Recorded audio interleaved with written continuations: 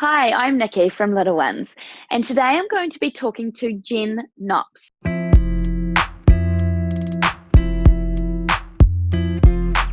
Jen has a PhD in science, and she's a sports nutrition coach and personal trainer who specialises in perinatal fitness. She's written 2 books, one on the science behind healthy food, and another one about nutrition and fitness during pregnancy and the postpartum period. Her business, Reset, offers health coaching and nutrition and fitness for women in every stage of motherhood, starting in pregnancy. I'll link all her details and the names of her books below.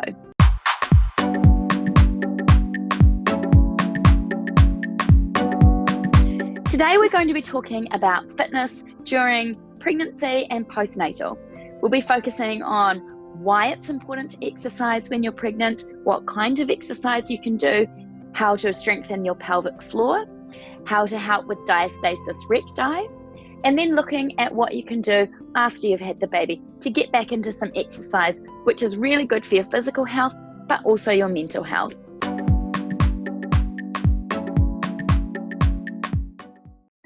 So welcome, Jen. It's so good to have you with us today. Can you tell me about your own journey into motherhood?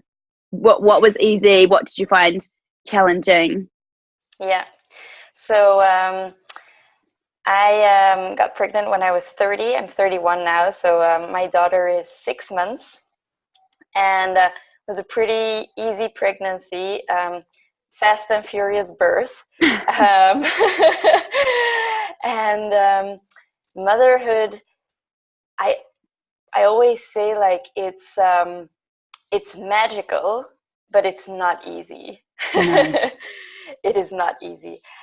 One of the things that I found that came really easy to me, and I was a little bit scared about this because some of my friends had said, well, in the beginning when you have this baby, people expect you to like be smitten by it and in love with it from day one.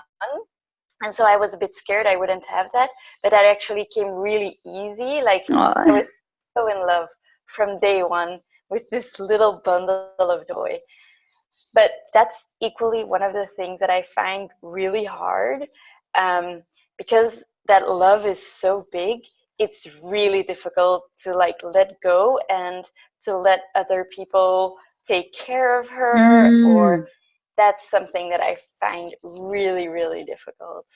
And something that I find really cool about motherhood is that you just have to learn to trust yourself and your gut feel and your gut instinct, and forget about what society says or what your family thinks you should do, but just listen to yourself and give in to that feeling, and then you'll be the best mom. I agree. I completely agree. Talking about that big love, I think, yeah, we're all obviously familiar with that. You almost love them too much. You just, yeah, you're right. You can't let go. Do you find that leads to you sort of sacrificing? I mean, obviously we all sacrifice as mothers, but sacrificing like you time or you find yourself you're not prioritizing yourself as much as you probably should be? Yeah, definitely. I think especially those first weeks I didn't really think about it consciously. And so, for example, it's maybe a weird example, but like I had to pee, but then the baby was there, and the baby. So like 2 hours later, you're like, right, I had to go to the toilet. So maybe yeah. Anyway. So after a while, I think like food and exercise are really, for me, critical parts of like self-care and like me time that I have to, even when the baby's there, I need to take care of myself. And those two things are really important for me in that aspect. And I had to learn after like a couple of weeks to really make time for that. So let's then talk about the importance of exercise during pregnancy, but then I suppose also because during pregnancy will be sort of different reasons for exercise to be important to then that postnatal period, and how important is it to get in some kind of exercise then as well? Yeah. So there are so many benefits to exercising during pregnancy. It's my favorite subject to talk about. I really wish all moms would know this, but when you exercise during pregnancy, first of all, it's really good for your physical health. You diminish the risk of pregnancy complications like preeclampsia or pregnancy diabetes, and you also minimize the risk of like the common ailments and like back pain, leg cramps, those type of things. You have it also really helps you take control more of your weight gain, because obviously you gain weight, but the amount that you gain, it doesn't all depend on you, obviously, but it helps you take some sort of control over it. It's also the ideal preparation for labor. Like I often tell my clients, labor is like a marathon, or even like a number of marathons that you run in a day, and you don't prepare for a marathon by just like sitting in the couch and eating crisps. You train. And so when you exercise during pregnancy, you improve your endurance, your stamina, and it helps you for the labor. And studies even show that if you exercise up until the end of the pregnancy, that your labor goes much quicker. So that's really a very good advantage. Yeah, that's a big incentive. Yeah. And for first-time parents, you want it to go quicker. Yeah, exactly. And it also improves your mental health. So yes. During pregnancy, moms are often tired, and actually the endorphins that get released when you exercise, they give you energy, they lift your mood, it counters stress, which is really important for the effect on the baby, and you sleep better. And so all of these benefits for mom actually also translate into benefits for your child, because studies have shown that when you exercise during pregnancy, often the babies are happier when they are actually born. So they cry less, they sleep better, they have a healthier birth weight, they can withstand the stress of labor, which, I mean, it's pretty stressful for us, but definitely for them. They can withstand the stress better, they recover more quickly. And actually the development of the first few months goes better when moms are active during pregnancy. So many benefits. I can only recommend, like, if you're in good health, to exercise during pregnancy. Is that something to do with, exercise creates endorphins and all of those different hormones? Is that because your baby is being positively affected by those hormones as well? Yeah, and it's due to that. So scientists, they're really, this is a field that's really being investigated constantly, because it's really difficult to investigate, as you can imagine. Like, how do you measure those types of things? So things are constantly being discovered in that field, but that could definitely be one of the reasons for the effect on the baby. Like also the exposure to the heart rate of the mom, the oxygen levels in the blood, the lower amount of cortisol, like the stress hormone, all of those things have an immediate effect on the baby. That's really fascinating. So if mothers are working out while they're pregnant, what do they need to watch out for? Should, if I'm 8 months pregnant, can I just go for like a 10K run? well, not that I've ever gone for a 10K run in my whole life.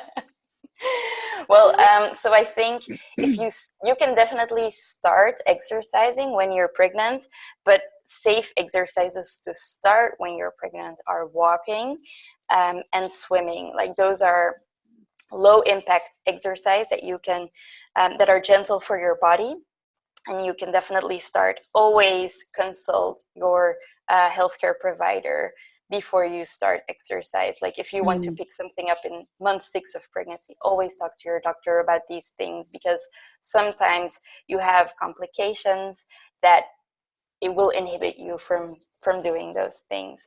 Other than that, you need to, as soon as you're pregnant, avoid any type of exercise where there's a risk of impact with your stomach, like horseback riding, skiing, those types of things. Just avoid them. Another big thing to watch out for is during pregnancy, a hormone gets produced, relaxin. And the effect of relaxin is that it loosens your joints. And this is because actually the pelvis needs to become a little bit loose so that the baby can actually pass through the birthing canal. But relaxin has effects on all the joints in your body. And that's why sports like that involve a lot of running, jumping, changing directions quickly, like for example, Zumba or things like that, you need to watch out for, because you can get injured more easily. And during yoga and Pilates, like watch out for overstretching, because your joints are so flexible, you can sometimes do a little bit too much. You'll be like, wow, look what I can suddenly do. Yeah, exactly. Wow, this downward dog is going amazing today. And then two other big things are like during pregnancy, your heart rate increases and your breath, like your frequency of breath increases, and you can get a little bit more dizzy quicker. So watch out for that. And then after week 23, avoid lying on your back, because that will restrict the blood flow back to your heart and to your uterus. So that can also cause dizziness. And so in general, it's really listen to your body. Pregnancy is not the time for like claims like no pain, no gain. No. During pregnancy, it's listen to your body, take it easy, be gentle, and just get some exercise in. And so if we're talking, let's talk about, I never know how to say this, diastasis recti? Is recti? Yeah, what I don't is, know. I kind of know what that is. But what is it? And is there anything you can do to sort of prevent it? I don't think you can prevent it, or make sure you don't get it as bad after you have the baby. Yeah. So diastasis recti is a condition where your abdominal muscles, your vertical abdominal muscles that are in the front of your belly, they get separated a little bit because of the pressure of your growing baby. And actually, by the end of the pregnancy, like 70 to 100% of all women have this condition. So it's definitely normal to have it in some shape or form. Like some separation between those muscles is definitely normal. But you have to minimize that gap from getting like too big. And how you can do that is, as soon as you're pregnant, you avoid any classic abdominal exercises like crunches or sit-ups. Those are really, really bad, can make the condition worse. So, for example, when you're laying in your bed and you want to get out of bed, normally you just pull yourself up on your muscles. But when you're pregnant, what's best is to kind of roll to the side and press yourself up using your arms rather than using your stomach muscles. And why is it that because to me it sounds like if you've got stronger muscles, like if you're doing sit-ups and things, it's worse if your muscles are stronger? Well, if you have a good core, and the core is not only your abdominal muscles, but also your back, your pelvis, your diaphragm. If you have a strong core before pregnancy, it will definitely help not to get it as much. And even during pregnancy, you can exercise your core and you can still maintain the strength in those muscles. But you just must avoid those exercises that put pressure only on the abdominis, on the rectus abdominis, on this one muscle group where the separation occurs. That's really important. So you can definitely do core exercise, but I advise people to do it under supervision of somebody who is like specialized in prenatal fitness, so that it's definitely done in a correct and safe way.